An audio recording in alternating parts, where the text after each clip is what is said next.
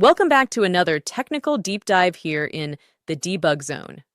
Today we're tackling a big question and breaking it down with insights from other users. Hopefully this clears up some misconceptions and helps you get the answer you need. So buckle up, stay a little curious, and let's jump right in.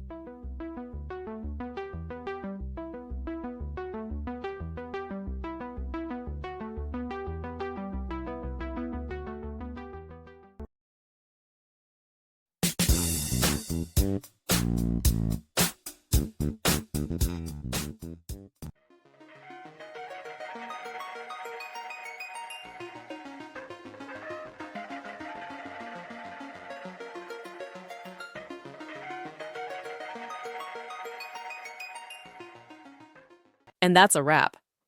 I hope you found the answer you were looking for. If you did, take a second to hit that subscribe button. It really helps out. And let me know in the comments which solution worked best for you. See you next time in the debug zone.